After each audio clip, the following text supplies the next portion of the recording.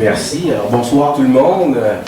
Comme Jonathan a dit, on a la chance d'avoir un physicien avec nous qui a fait un doctorat en physique théorique à l'Université de Sherbrooke et qui travaille présentement à l'Université McGill en tant que chercheur.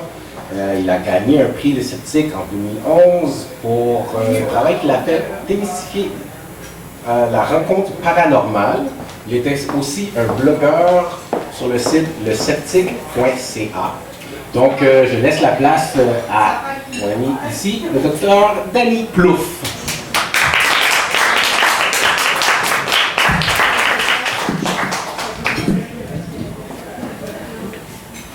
Merci beaucoup pour l'invitation. Très intéressant d'être ici. D'abord, je dois dire que j'ai aussi un déguisement. Moi, je suis déguisé en chasseur de fantômes. C'est mon instrument ici. Donc, j'espère que j'entre dans le concours de déguisement le plus réussi. Les chances sont pas très bonnes. Non! C'est pas juste. Discrimination envers les chasseurs de fantômes. Aujourd'hui, je vais vous parler de chasse aux fantômes. En fait, des faits cocasses par rapport aux fantômes. Peut-être que vous savez déjà, peut-être que vous ne savez pas. D'abord, ma présentation. My presentation will be in French. If you don't understand, you can ask me a question. I'm comfortable to answer in English, so no worry about that. I try to make my slides bilingual, so if you don't understand, you can follow the writing on the screen. Je vais commencer par vous tester, parce que vous êtes sceptique, mais on va voir si vous connaissez beaucoup en chasse aux fantômes. Qui est le plus célèbre chasseur de fantômes au monde? Est-ce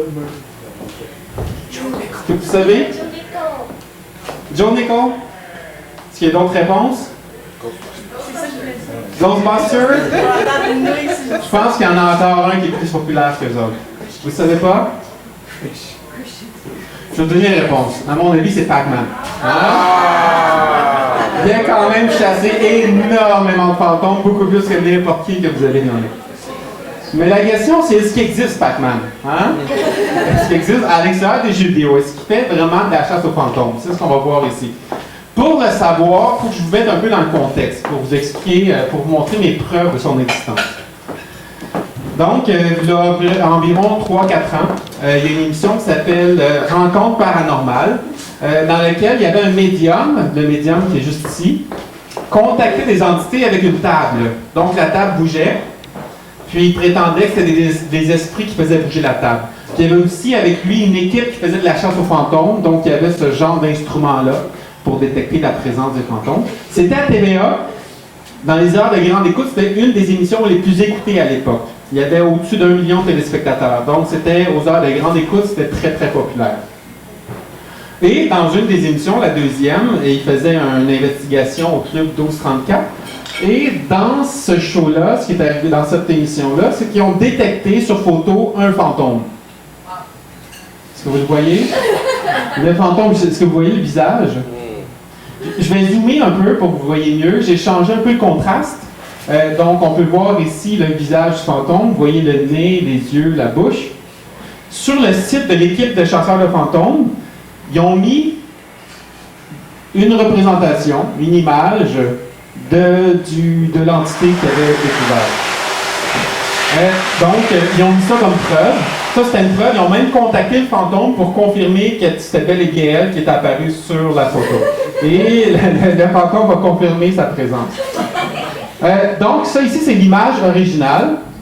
Moi, ce que j'ai fait quand j'ai vu cette image-là, c'est que j'ai comparé avec une autre image qui était prise dans le même local, mais plus éclairée. Donc, ce qu'on voit ici, regardez, on voit les fils, c'est pareil ici, la brique ici, c'est pareil, puis ce qu'on voit ici, c'est que le visage correspond à un boîtier électrique. Intéressant quand même, hein?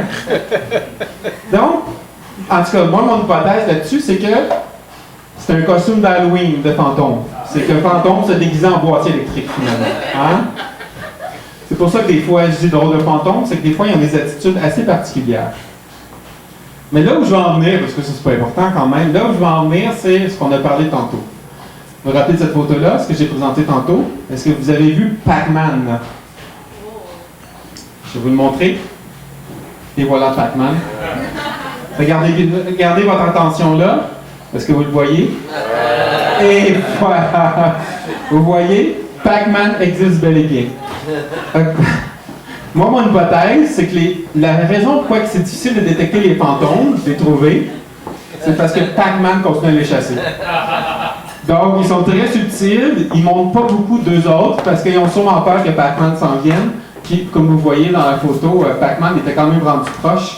Le fantôme ne va pas dû rester là très longtemps. Oups. Donc, étant donné ça, étant donné qu'on, tu sais, des fois, Pac-Man interfère un peu, est-ce qu'on peut faire confiance au fantôme?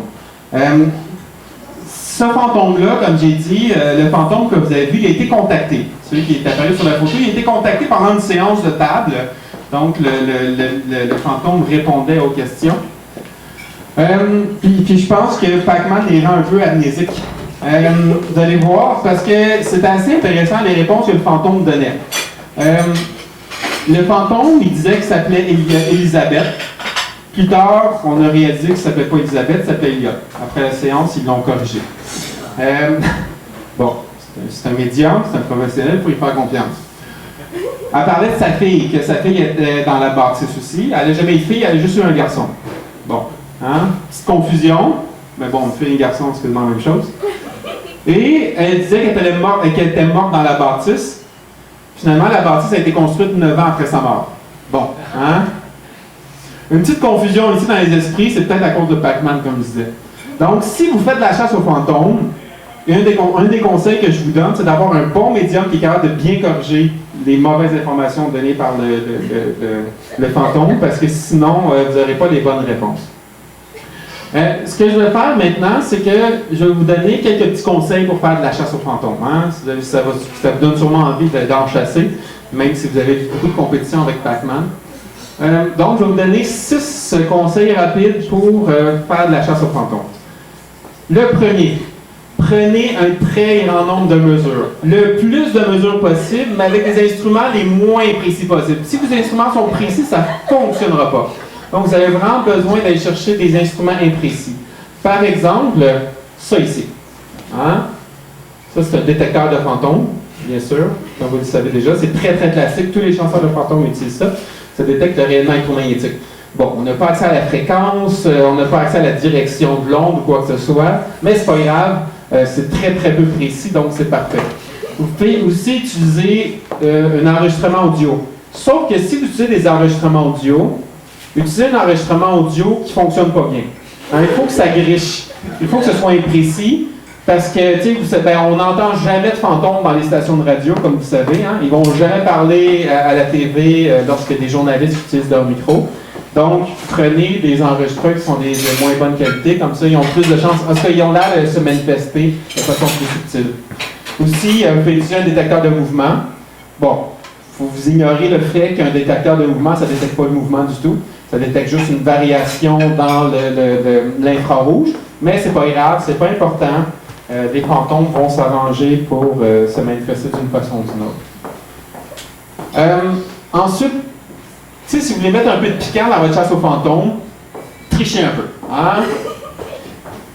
Moi, mon inspiration pour tricher vient entre autres de l'émission, vous avez sûrement déjà vu Ghost Hunter.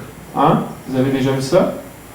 Donc, il m'a enseigné comment tricher. Une façon, si vous voulez montrer qu'il y a un fantôme quelque part, parce que, tu sais, des fois, ils peuvent être timides, les fantômes, fait qu'il faut des fois les provoquer un peu.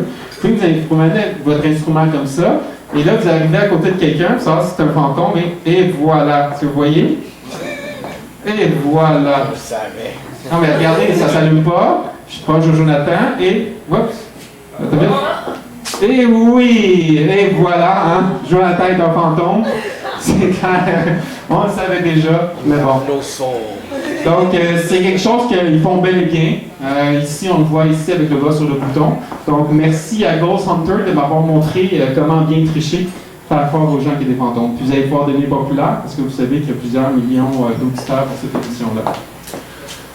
Aussi, faites confiance à votre cerveau. Hein? S'il y a des gens qui ne font pas confiance à leur cerveau, faites confiance à votre cerveau, il va être capable de vous faire voir plein de choses. Hein? Inquiétez-vous pas. Par exemple, il peut vous faire voir un Pac-Man dans une photo. Donc, profitez-en, exploitez-le au maximum. Faites-lui confiance, réfléchissez pas trop. Ensuite, étudiez pas en physique. Je veux dire, plus vous étudiez la physique, plus ça devient absurde. évitez ça à tout prix. Puis en plus, conjointement à ça, évitez les physiciens. Hein? Évitez jamais un physicien une chasse aux fantômes. Puis évitez les laboratoires de physique. Parce que tu sais, le laboratoire de physique, c'est rempli d'instruments assez précis. Puis les fantômes prennent jamais le temps d'aller communiquer avec les humains à travers ces instruments-là. Et bien sûr, en bout de ligne, hein, le plus important, c'est ayez du plaisir. Hein? On est là pour ça. Lorsqu'on fait de la chasse aux fantômes, il faut d'abord avoir le sourire et s'amuser pendant ce temps-là. On va finir par une autre question. C'était qui les meilleurs chasseurs de fantômes au monde, dans votre avis? Les meilleurs, les plus efficaces, les plus compétents. Les magiciens. Les white magicians. Peut-être. En tout cas, c'est sûr que c'est mon avis personnel, mais à mon avis, les meilleurs, c'était Scooby-Doo. Ah? Scooby-Doo, eux, ils n'avaient pas peur d'aller au fond des choses. Ils n'avaient pas peur d'enquêter, ils n'avaient pas peur d'enlever les masques. Ils ne s'arrêtaient pas juste à l'observation d'un simple phénomène.